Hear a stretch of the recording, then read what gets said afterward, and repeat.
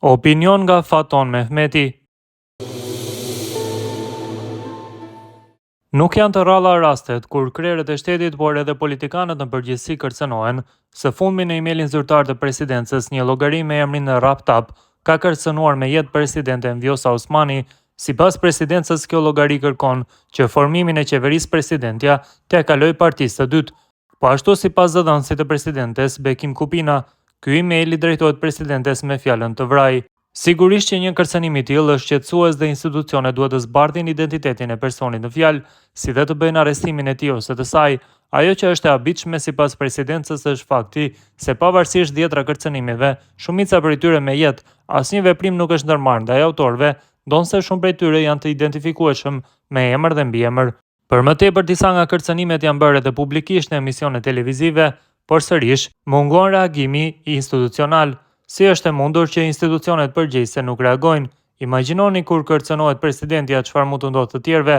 Reagimi duhet të ishte i shpejtë dhe të shërbente si mesazh për çdo që kërcënon se çfarë e pret. Kushdo që qëndron pas këtyre kërcënimeve ndaj presidentes Osmani nuk ja do të mirën Kosovës dhe përpasoj duhet ndalur dhe ndëshkuar. Kosova nuk guxon të shndërrohet në një vend ku çdo i çmendur, kriminal apo bandit mund të kërcënojë këdo dhe të mbetet i lirë. Ata që e duan të vdekur presidenten e Kosovës janë armiqtë e shtetit tonë dhe si të tillë vendin e ka në burg. Presidenti i Republikës së Kosovës Vjosa Osmani ka marrë një kërcënim me jetë përmes një emaili anonim. Lajmin e ka konfirmuar këshilltari për media i presidencës Bekim Kupina, i cili tha se rasti është paraqitur menjëherë tek autoritetet kompetente për hetim. Në mesazhin e dërguar presidentes zgjendet një përmbajtje e rëndë e gjuhë kërcënuese, e cila përbën një sulm të drejtë për drejtë ndaj jetës së saj.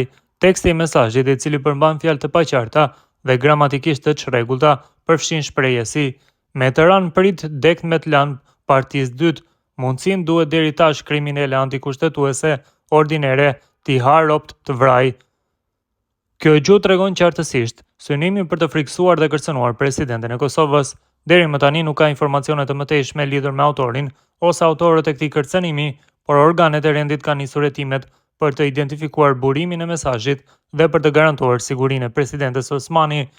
Institucionet e sigurisë në Kosovë po e trajtojnë rastin me prioritet të lartë, duke marrë masat e nevojshme për mbrojtjen e presidentes dhe familjes së saj. Kërcënimet ndaj zyrtarëve të lartë shtetëror konsiderohen si kërcënim serioz ndaj rendit kushtetues dhe sigurisë kombëtare të vendit. Zyra e presidentes ka deklaruar se pavarësisht këtyre përpjekjeve për frikësimin e saj, presidenti Osmani do të vazhdojë punën me vendosmëri në mbrojtje të interesit të qytetarëve dhe të kushtetutës së Kosovës.